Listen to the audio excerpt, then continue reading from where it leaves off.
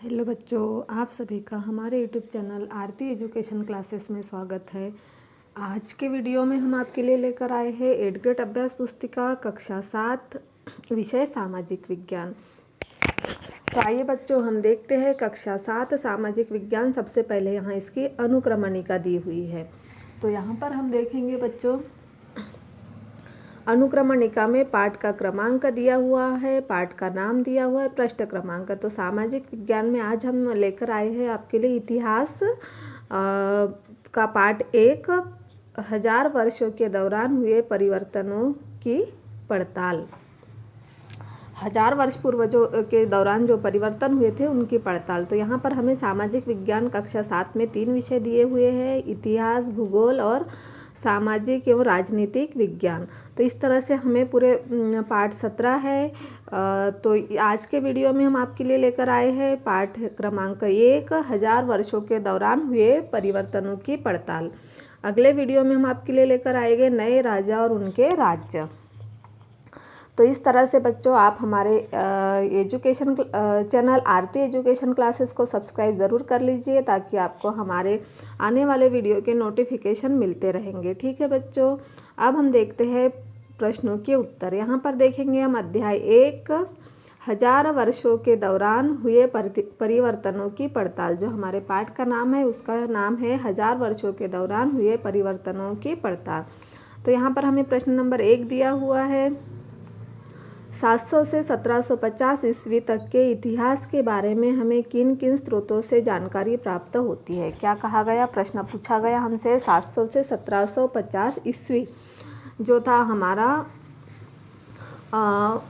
तक के इतिहास के बारे में किन किन स्रोतों से जानकारी प्राप्त होती है। तो यहाँ पर उत्तर हमें मिलेगा, इतिहास के पाठ्य पुस्तक के पृष्ठ क्रमांक 4 से 5 में उत्तर खोजे, वहाँ पर हमें मिलेगा। तो हमने यहाँ पर उत्तर लिखा है बच्चों। देखेंगे अब 700 से 1750 ईस्वी तक के इतिहास के बारे में हमें सिक्कों, शिलालेखों, स्थापत्य यानी भवन निर्माण कला तथा लिखित सामग्री पर निर्भर करते हैं। इन सभी स्रोतों की जानकारी प्राप्त होती थी। जो सिक्के थे और शिलालेखों तथा स्थापत्य यानी भवन निर्माण कला तथा लिखित सामग्री पर निर्भर करते थे। जो 700 से 1750 ईस्वी तक के इतिहास के बारे में हमें जो स्रोतों से जानकारी मिलती थी। इस काल में अध्ययन के लिए इतिहासकार क्या करते थे, जिन स्रोतों का प्रयोग करते थे उनमें आपको बहुत सी ऐसी बातें मिलेगी जो पिछले युग से वैसी ही चली आ रही है। इतिहासकार इस काल के बारे में सूचना इकट्ठी करने के लिए अभी भी सिक्कों, शिलालेखों, स्थापत्य, भवन निर्माण कला तथा लिखित सामग्री पर निर्भर करते हैं। तो पर कुछ बातें पहले से काफ़ी भिन्न हो चुकी है। तो इस तरह से 700 से 1750 ईस्वी तक के इतिहासकार इन स्रोतों से जानकारी प्राप्त करते थे। इस तरह से हमने इस प्रश्न का उत्तर लिख दिया है बच्चों। आप इसे अपनी 8th ग्रेड अभ्यास पुस्तिका में नोट कर लीजिए। आइए बच्चों, हम अगला प्रश्न देखते हैं। अगला प्रश्न है हमारा प्रश्न नंबर 2, अतीत में विदेशी किसे माना जाता था। देखिए, यह प्रश्न हमें कहाँ मिलेगा, हमारी इतिहास कक्षा 7 की जो इतिहास की पाठ्य पुस्तक है उस के पृष्ठ क्रमांक 4 में उत्तर खोजे। जो हमारा 4 नंबर का पृष्ठ क्रमांक दिया हुआ है उसमें इसका उत्तर मिलेगा। देखिए, हमने वहाँ से खोज के उत्तर लिखा है, अतीत में विदेशी उन्हें माना जाता था जो कोई भी अनजान व्यक्ति जो समाज और संस्कृति का अंग न हो, उन्हें विदेशी कहा जाता था। अतीत में विदेशी उन्हें माना जाता था जो कोई भी अनजान व्यक्ति जो नया आता था, जो हमारी पहचान का नहीं है, उसे क्या कहते थे, अतीत में विदेशी कहते थे। और समाज और संस्कृति हमारी समाज से, हमारी संस्कृति से अलग हो, उसे अतीत में विदेशी कहा जाता था। देखिए, मानो किसी गांव में आने वाला कोई भी अनजान व्यक्ति जो उस समाज या संस्कृति का अंग न हो, उसे क्या कहते थे, विदेशी कहलाता था। ऐसे व्यक्ति को हिंदी में परदेशी या फारसी में अजनबी भी कहा जा सकता है। इसीलिए किसी नगरवासी के लिए वनवासी विदेशी होता था, किंतु एक ही गांव में रहने वाले दो अलग अलग धार्मिक या जाति परंपराओं से जुड़े होने पर भी एक दूसरे के लिए वह विदेशी नहीं होते थे। अगर उनकी एक ही गांव में निवास कर रहे हैं वो, और उनकी धार्मिक परंपरा और रीति रिवाज यदि अलग है तो उन्हें वे विदेशी नहीं होते थे, लेकिन कोई अजनबी आता है, हिंदी में परदेसी या फारसी जिसे कहते हैं, तो उसे विदेशी कहते थे। या फिर कोई वनवासी आ गया, जो वन में रहते हैं वो आ गए, तो उसे विदेशी कहा जाता था। तो इस तरह से बच्चों हमने प्रश्न नंबर 2 का उत्तर लिख दिया है। आप इसे अपनी एडिकेट अभ्यास पुस्तिका में नोट कर लीजिए। आइए बच्चों, प्रश्न नंबर 3, अभिलेखागार से क्या आशय है। हमें इस प्रश्न का उत्तर कहाँ मिलेगा, हमारे पृष्ठ क्रमांक 5 पे, जो पाठ्य पुस्तक है इतिहास कक्षा 7 की, उसमें हमें उत्तर देखना है इसका। तो अभिलेखागार से क्या आशय है, वह स्थान जहाँ दस्तावेजों और पांडुलिपियों को संग्रहित किया जाता है। वह स्थान जहाँ दस्तावेजों और पांडुलिपियों को संग्रहित किया जाता है उसे अभिलेखागार कहा जाता है। उसे क्या कहा जाता है, अभिलेखागार कहा जाता है। जैसे कि हम देखेंगे धर्म ग्रंथ, शासकों के वृत्तांत, संतों के लेखन तथा उपदेश, अर्जिया, अदालतों के दस्तावेज, हिसाब तथा करों के खाते आदि लिखने में इसका उपयोग करने लगे अभिलेखागार। उसे भी अभिलेखागार कहते थे। धनी व्यक्ति, शासक, जन, मठ तथा मंदिर पांडुलिपियाँ एकत्रित किया करते थे, उसे भी अभिलेखागार कहेंगे। इन पांडुलिपियों को पुस्तकालयों तथा अभिलेखागारों में रखा जाता था। तो इनकी जो लिपियाँ थी उन्हें अभिलेखागारों में रखा जाता था। तो और इन पांडुलिपियों तथा दस्तावेजों से इतिहासकारों को बहुत सारी विस्तृत जानकारी मिलती थी। जैसे तो किसी को कोई जानकारी ढूंढना है, विस्तृत जानकारी जमा करना है, तो अभिलेखागार में जाते थे और वहाँ से जानकारी एकत्रित करते थे। इस तरह से हमने प्रश्न नंबर 3 का उत्तर लिखा बच्चों, अभिलेखागार से क्या आशय है। तो आप भी इसे अपनी एडग्रेड अभ्यास पुस्तिका में नोट कर लीजिए। आइए बच्चों, हम अगला प्रश्न देखते हैं। प्रश्न नंबर 4, पांडुलिपियों के उपयोग में इतिहासकारों के सामने कौन कौन सी समस्याएं आई। पांडुलिपि जो है, तो पांडुलिपि जो हमारी लिपि से अलग हो सकती है, तो पांडुलिपियों के उपयोग में इतिहासकारों के सामने कौन कौन सी समस्याएं आई, हमें इसका उत्तर लिखना है। तो ये हमें उत्तर कहाँ मिलेगा, हमारी जो इतिहास की पाठ्य पुस्तक के पृष्ठ क्रमांक 6, हमें पृष्ठ क्रमांक 6 में इसका उत्तर ढूंढना है। तो हम यहाँ इसका उत्तर देख कर लिखेंगे बच्चों। आप भी इसे अपनी एडग्रेड अभ्यास पुस्तिका में नोट कर लीजिए। देखिए, पांडुलिपियों के उपयोग में इतिहासकारों के सामने निम्नलिखित समस्याएं आई। जो इतिहासकार थे उन्हें पांडुलिपि का उपयोग करते समय जो समस्या आई है उन्हें हम देखेंगे। यहाँ एक क्रमांक में लिखा है, पांडुलिपियों की प्रतिकृति हाथ से बनाते थे। पांडुलिपियों में जो की प्रतिकृति हाथ से बनाते थे, कई बार पांडुलिपियों की लिखावट समझने में दिक्कत आती थी। क्या होता था कि उनकी लिखावटें समझने में हमें दिक्कत आती थी। और इतिहासकारों को एक ही पांडुलिपि की अनेक प्रतिलिपियों को पढ़ना था, क्योंकि सभी में काफ़ी अंतर होता था। उनकी जो पांडुलिपियाँ थी वह काफ़ी अलग थी, तो उन्हें इतिहासकारों को एक ही पांडुलिपि की अनेक प्रतियों को पढ़ना था, क्योंकि सभी में काफ़ी अंतर होता था। तो इस तरह से बच्चों हमने प्रश्न नंबर 4 का उत्तर लिखा। आप भी इसे अपनी एडग्रेड अभ्यास पुस्तिका में नोट कर लीजिए। आइए बच्चों, हम अगला प्रश्न देखते हैं। प्रश्न नंबर 5, हम यहाँ पर देखेंगे प्रश्न नंबर 5, 700 से 1750 ईस्वी के बीच आए हुए प्रमुख बदलावों के बारे में लिखिए। हमें प्रश्न क्या पूछा गया है, 700 से 1750 ईस्वी के बीच आए प्रमुख बदलावों के बारे में लिखिए। इस प्रश्न का उत्तर हमें हमारी जो इतिहास की पाठ्य पुस्तक है उसके पृष्ठ क्रमांक 7 में उत्तर खोजना है। देखिए, हमने यहाँ पर उत्तर लिखा है, सन 700 से 1750 ईस्वी के बीच के हजारों वर्षों में अलग अलग समय पर नई प्रौद्योगिकी का विकास हुआ। क्या हुआ, यहाँ पर नई प्रौद्योगिकी का विकास हुआ। जैसे सिंचाई में रहट, कटाई में चरखे और युद्ध में बारूद वाले हथियारों का प्रयोग शुरू हो गया। सिंचाई में और सिंचाई में जैसे उन्हें सिंचाई में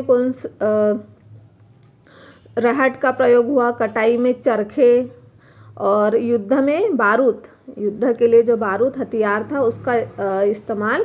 तो इस तरह से यहाँ पर बदलाव हुए। जैसे कि हम देख सकते हैं, हम आपको बता दे रहे हैं, सन 700 से 1750 के बीच के हजारों वर्षों का अध्ययन इतिहासकारों के आगे भारी चुनौती रखता है। मुख्य रूप से इसलिए कि पूरे काल में बड़े पैमाने पर और अनेक तरह के परिवर्तन हुए। इस काल में अलग अलग समय पर नई प्रौद्योगिकी के दर्शन होते थे, मतलब नई प्रौद्योगिकी निकलती थी। जैसे सिंचाई में रहट, हमने यहाँ पर लिखकर बताया है आपको, सिंचाई में रहट, कटाई में चरखे, और युद्ध में बारूद वाले हथियारों का उपयोग होता था। खान पान में भी बहुत सारे बदलाव आए, जैसे मक्का, आलू, मिर्च, चाय और कॉफ़ी। इस तरह से बहुत सारी फसलों में भी परिवर्तन आए। तो 700 से 1750 ईस्वी के बीच आए प्रमुख बदलावों के बारे में हमने यहाँ पर लिख दिया है बच्चों। आप भी इसे अपनी 8th ग्रेड अभ्यास पुस्तिका में नोट कर लीजिए। आइए बच्चों अगला प्रश्न देखते हैं, प्रश्न नंबर 6। इस काल के कोई 5 सामाजिक नियम लिखिए। हमसे प्रश्न क्या पूछा गया है, इस काल के कोई 5 सामाजिक नियम लिखिए।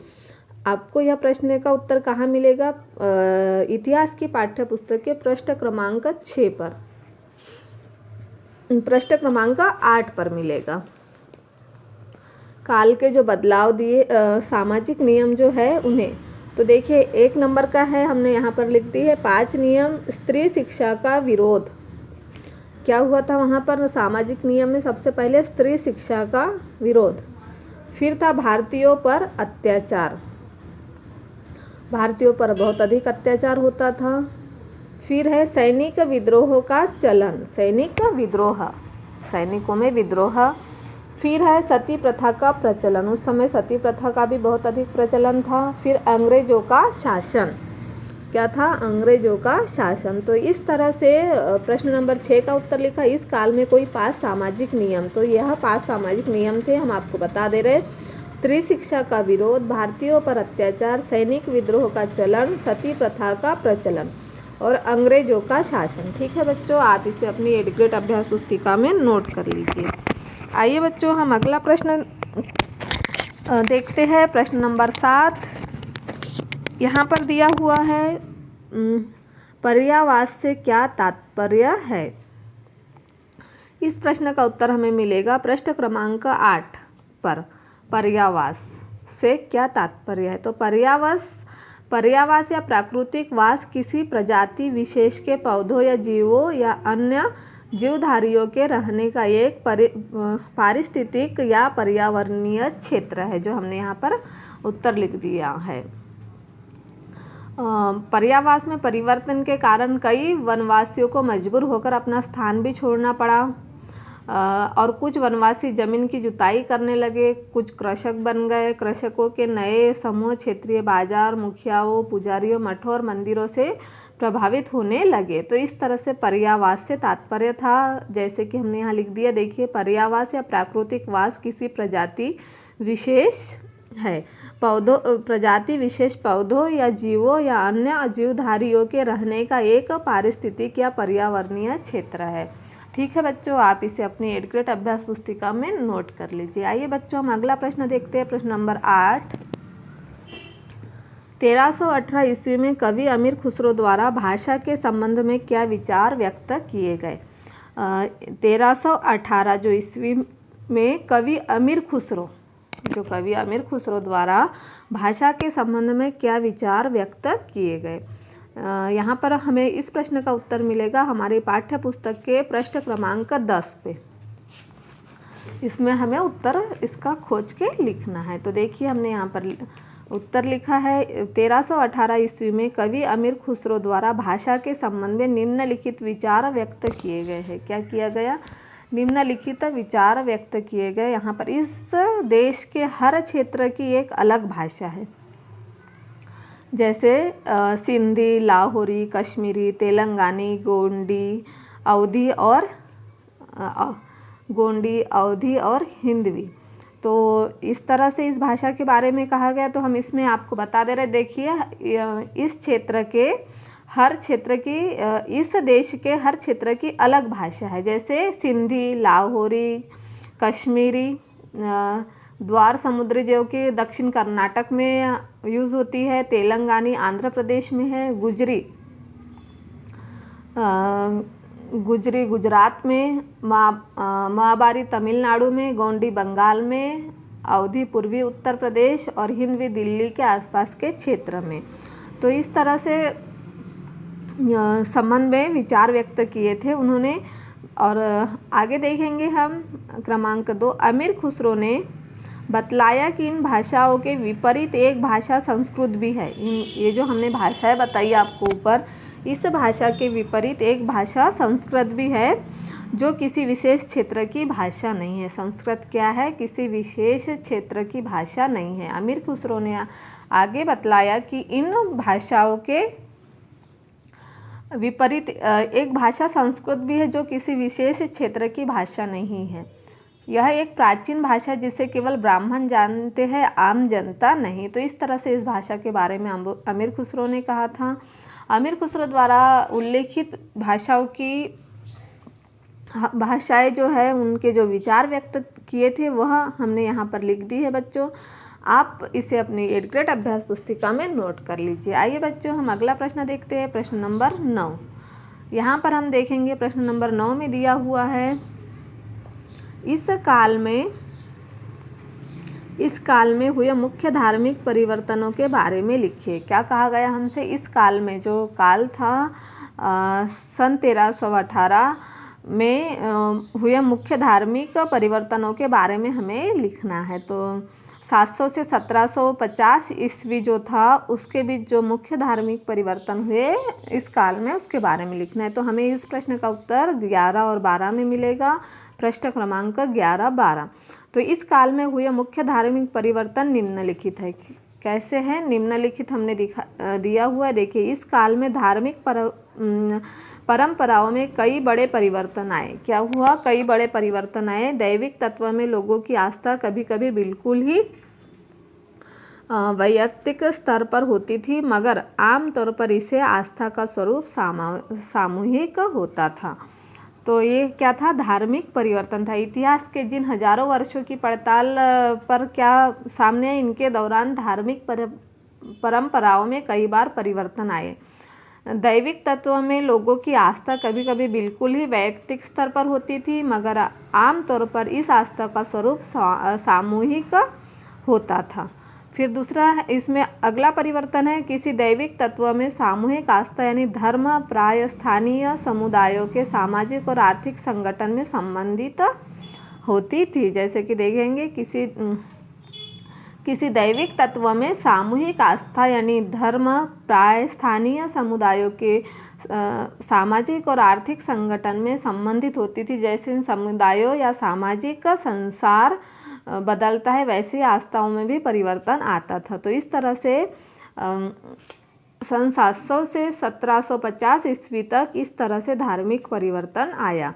हमने यहाँ पर नोट कर दिया है बच्चों, आप भी इसे अपनी 8th ग्रेड अभ्यास पुस्तिका में नोट कर लीजिए। आइए बच्चों हम अगला प्रश्न देखते हैं, प्रश्न नंबर 10। अंग्रेज इतिहासकारों ने भारतीय इतिहास को किन युगों में बांटा है? अंग्रेजों के जो इतिहासकार थे उन्होंने भारतीय इतिहास को किन युगों में बांटा है? तो इस प्रश्न का उत्तर हमें प्रश्न क्रमांक 12 पे मिलेगा। आइए बच्चों हम प्रश्न नंबर 10 का उत्तर देखते हैं। 19वीं सदी के मध्य में अंग्रेज इतिहासकारों ने भारत के इतिहास को 3 युगों में बांटा है। उन्होंने क्या किया? भारत के इतिहास को 3 युगों में बांटा है। हिंदू, मुस्लिम और ब्रिटिश। यह विभाजन हिंदू, मुस्लिम और ब्रिटिश, यह विभाजन इस विचार पर आधारित था कि शासकों का धर्म ही एकमात्र महत्वपूर्ण ऐतिहासिक परिवर्तन होता है। क्या होता है? शासकों का धर्म ही एकमात्र महत्वपूर्ण ऐतिहासिक परिवर्तन होता है और संस्कृति, अर्थव्यवस्था, समाज में और कोई भी महत्वपूर्ण बदलाव नहीं आता। तो इस तरह से अंग्रेजों को इतिहासकारों ने भारतीय इतिहास के युगों को बांटा है। ठीक है बच्चों, आप इसे अपनी 8th ग्रेड अभ्यास पुस्तिका में नोट कर लीजिए। इस तरह से आज हम आपके लिए लेकर आए थे कक्षा 7 विषय इतिहास, जो सामाजिक अध्ययन में है, पाठ 1 हजारों वर्षों के दौरान हुए परिवर्तनों की पड़ताल। आने वाले वीडियो में हम आपके लिए लेकर आएंगे पार्ट 2 नए राजा और उनके राज्य। ठीक है बच्चों।